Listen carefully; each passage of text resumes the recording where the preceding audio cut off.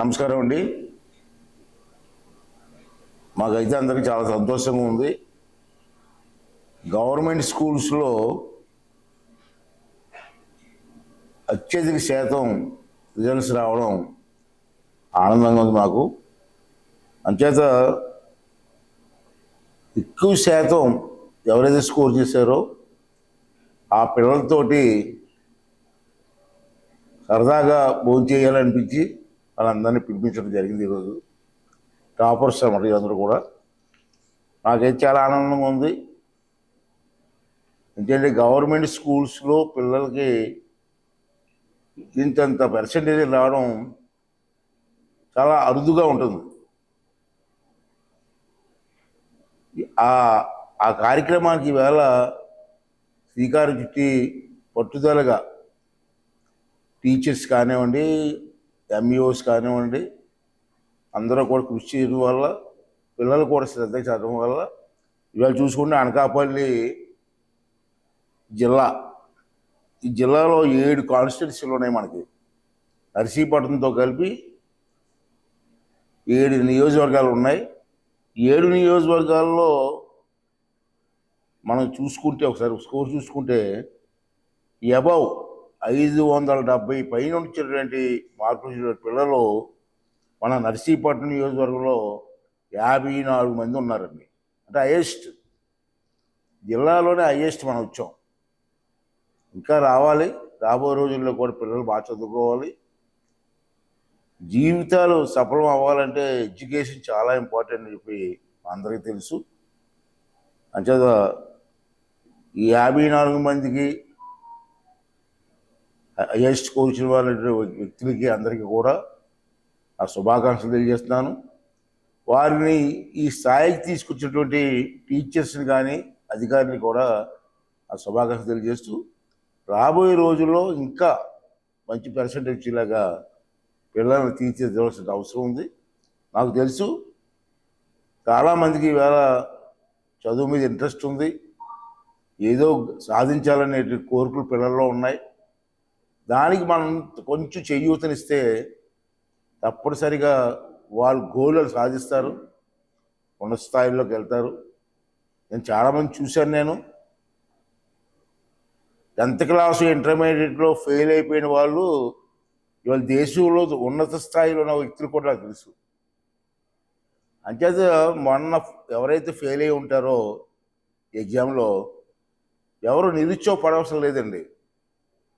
మళ్ళీ ట్రై చేద్దాం, విజయం సాధించడం కోసం ప్రయత్నం చేద్దాం, సాధిస్తారని నమ్మకం నాకు ఉంది. అంచేది గవర్నమెంట్ రేపు 25 నుంచి కదా మనకి గవర్నమెంట్ వారు కూడా మొన్న మార్కులు తక్కువ ఫెయిల్ అయిన పిల్లలు ఎవరు ఉన్నారో వాళ్ళెవరు నిరుత్సాహపడద్దండి దయించి. మళ్ళీ గవర్నమెంట్ మీకు 25 నుంచి 4వ తారీఖు వరకు మీకు ఎవరైతే మనం ఫెయిల్ అయ్యారో వాళ్ళందరికీ కూడా కోచింగ్ ఇవ్వడానికి ఏర్పాటు పెట్టారు. దాంట్లో మీరు అందరూ పాల్గొనండి. మళ్ళీ ఎగ్జామ్స్ ఉన్నాయి, గవర్నమెంటే కోచింగ్ ఇస్తుంది కాబట్టి ఆ కోచింగ్లో పాల్గొని మొన్న ఎక్కడెక్కడ ఏ సబ్జెక్టులో మీకు తక్కువ మార్కులు వచ్చాయి ఆ సబ్జెక్ట్ మీద దృష్టి పెట్టి మళ్ళీ రేపు జరగబోయేటువంటి ఎగ్జామ్లు పాస్ అయ్యి విజయం సాధించవలసిన అవసరం ఉంది.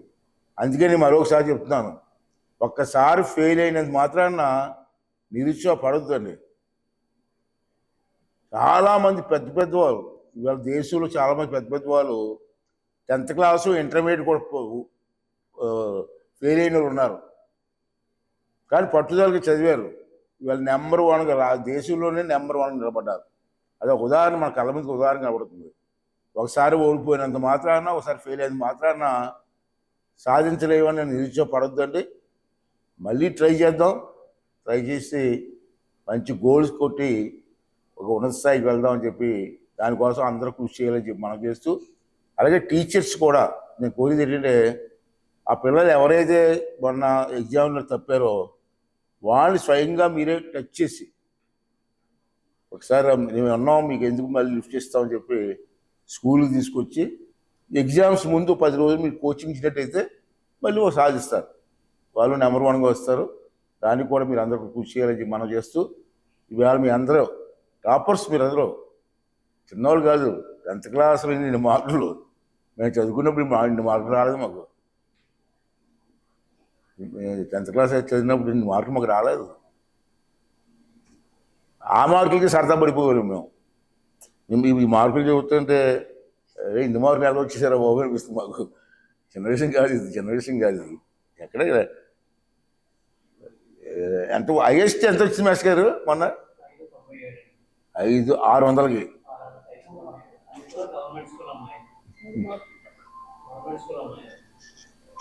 మేము 50% వస్తే హ్యాపీ ఫీల్ అయ్యే రోజుల్లో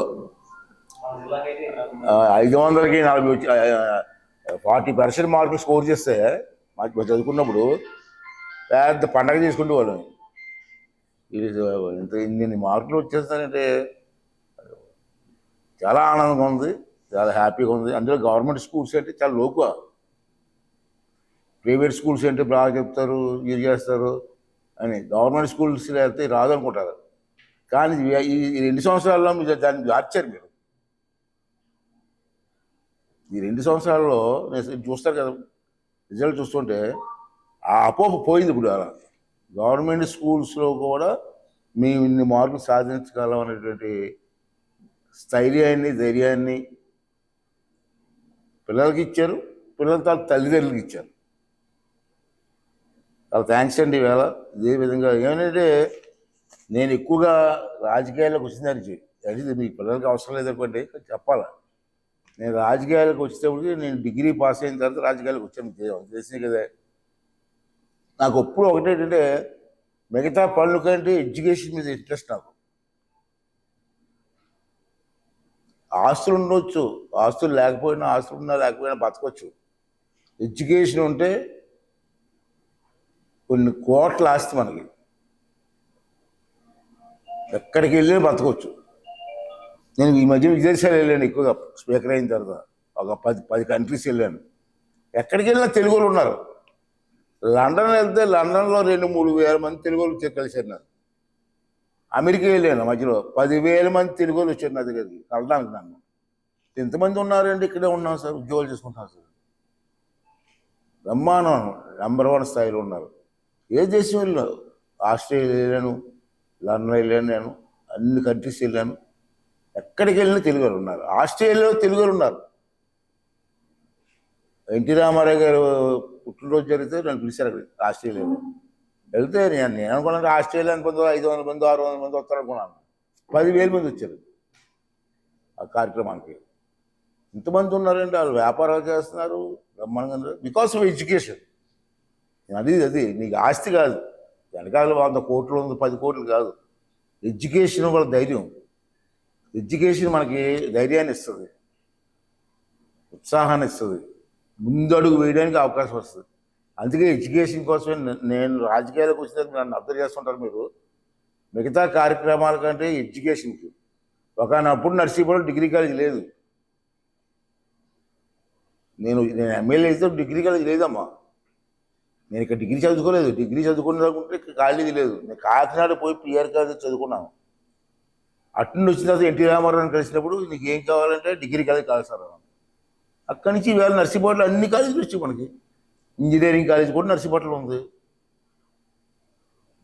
అన్నీ ఏళ్ళు పాలిటెక్నిక్ కాలేజ్ ఉంది ఐటీఐ కాలేజ్ ఉంది నర్సింగ్ కాలేజ్ ఉంది అన్ని కాలేజీలు సమకూర్చుకున్నాయి ఇవాళ మనం సమకూర్చినటువంటి కాలేజీల వల్ల ఎంతమంది పిల్లలు ఎడ్యుకేషన్ ఉందండి అంత పిల్లలు ఎక్కడికి వెళ్ళకుండా నర్సీపేట చదువుకునే అవకాశం వచ్చింది ప్రైవేట్ స్కూల్స్ కూడా ఉన్నాయి నేను అన్ని స్కూల్స్ అసలు ఊహించలేదు అన్ని స్కూల్స్ వాళ్ళు కూడా నర్సీపట్నంలో పెట్టాలని ప్రయత్నం చేస్తాను నన్ను కలుస్తూ ఉంటాను పెట్టుకోమంటాను నేను పెట్టండి ఎన్ని స్కూళ్ళు వచ్చినా పెట్టండి మన పిల్లలకి ఎడ్యుకేషన్ కావాలి కొంతమంది ఏమనుకుంటే ఎడ్యుకేషన్ లైఫ్ని సెటిల్ చేద్దాం అనుకోలేదు అనుకుంటారు అది తప్పది ఎడ్యుకేషన్ మనకు ఒక మార్గాన్ని చూపిస్తుంది ఒక ఆలోచన ఇస్తుంది ఎడ్యుకేషన్ ఆ మార్గం సరైన మార్గంలో వెళ్తే సక్సెస్ అవుతాం మరి అది సరైన మార్గంలో వెళ్ళకపోతే ఓడిపోతాం సక్సెస్ అవ్వలేము అంచేత ఎడ్యుకేషన్ మనది ముఖ్యం కాబట్టి నేను ఎడ్యుకేషన్ కోసమే ఎన్నాళ్ళు నేను ప్రయత్నం చేశాను ఇవాళ చాలా సంతోషం నిన్న మొన్న అనుకున్నాం మేము పేపర్ చూసిన తర్వాత ఇంతమంది పిల్లలు బ్రహ్మాండ పార్కులు వచ్చి సరదాగా పిల్లలతో కూర్చొని భోజనం చేద్దాం ఒక గంట 2 గంటలు సరదాగా అని చెప్పి ఒక ఆలోచన వచ్చి వీళ్ళందరినీ పిలవడం జరిగింది. ఇంకా చాలా సంతోషంగా ఉంది. ఇంకా రాబోయే రోజులు ఇంకా పర్సంటేజ్ పెంచి నర్సీపట్నానికి ఓ ఎడ్యుకేషన్ సెంటర్గా, ఎడ్యుకేషన్ హబ్గా భారతదేశంలో ఒక చరిత్ర ఉండిపోయే విధంగా ఉండాలన్నది నా కోరిక. దానికి టీచర్స్ అందరూ కూడా సహకరించి పిల్లలు కూడా బ్రహ్మాండంగా మంచి ఉత్సాహంగా ఉన్నారు. చాలా బ్రహ్మాండంగా ఎగ్జామ్స్ రాస్తున్నారు. ఇది రిజల్టే ఆంధ్ర రాష్ట్రంలో రిజల్ట్ చూస్తేనే ఆశ్చర్యపోతున్నారు. నిన్న ఒకరు కలిసారు, 2 కలిశారు నన్ను నిన్న. వాళ్ళతో ఎయిటీన్ ఎంత ఇంప్రూవ్ అయింది ఎడ్యుకేషన్. ఇంప్రూవ్మెంట్ ఎడ్యుకేషన్ ఎప్పుడు ఉంటుందండి? పిల్లలు తెలివితేటలు కూడా మెరుపు రావాలంటే సాన పట్టాల. మామూలు బంగారం వేసుకోండి మెరదు, దానికి కూడా మెరుపు పెడితేనే మెరుస్తుంది. అలాగే పిల్లలు కూడా మనం సాన పెట్టి చేతికైతే ఎక్కడికైనా వెళ్తారు. కొంతమంది కలెక్టర్లు చూస్తుంటాను నేను. విజయవాడ మీటింగ్కి వెళ్ళినప్పుడు యంగ్ కలెక్టర్లు వచ్చారు, అమ్మాయిల మధ్యని. చిన్న పిల్లలు ఐఏఎస్ పాస్ అయిపోయారు. వాళ్ళు చూస్తే ఎంత ఆనందమ్మా. పూర్వం కలెక్టర్ గారు అంటే గొప్ప మనకి. నీ చిన్నప్పుడు కలెక్టర్ గారు అయితే చూడడానికి వెళ్ళేవాళ్ళం. ఐఏఎస్ చదివారా, బాబు ఎంత చదివేలా చేశారు అని. ఈవేళ పిల్లలు చూస్తుంటే ఐఏఎస్ బ్రహ్మణ చదివేస్తున్నారు ఈజీగా. సబ్ కలెక్టర్లు అందరూ చిన్నపిల్లలే. వాళ్ళు చూస్తుంటే ఐఏఎస్ ఎంత హ్యాపీగా చిన్న పిల్లలు, పెళ్లి కాని పిల్లలు కూడా ఉండదు దాంట్లో ఐఏఎస్లో. ఎడ్యుకేషన్ మోస్ట్ ఇంపార్టెంట్ అయిపోయింది లైఫ్లో. అంటే మన పిల్లలందరూ బాగా చదువుకోవాలా, దానికి మీరు అందరూ సహకరించాలా.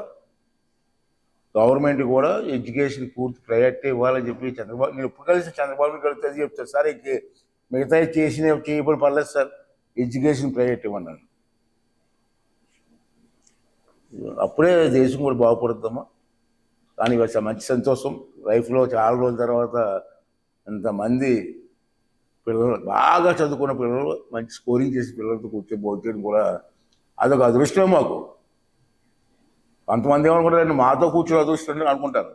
మాతో కూర్చుంటే ఏముండదు. ఈ చదువుకున్న పిల్లలతో కూర్చుంటే ఒక ఎడ్యుకేషన్ ఆనందం అది వేరు. మరి ఈ అవకాశం తీసుకోవడం జరిగింది. అందరూ మీరు వచ్చినందుకు మా పెద్దలందరికీ మా నమస్కారాలు. పిల్లలకి నా ఆశీర్వాదం తెలియజేస్తూ ఇంకా బాగా చదివి మంచి స్కోర్ చదివి రాబోయే రోజుల్లో మంచి పొజిషన్లో ఉండాలి. మీరు మంచి పొజిషన్లో ఉండాలి, అది నా కోరిక. దేవుడి వల్ల తప్పనిసరిగా జరుగుతుందని ఆశిస్తూ మీరు కూడా కృషి చేయాలని కోరుకుంటున్నానమ్మా. Thank you very much.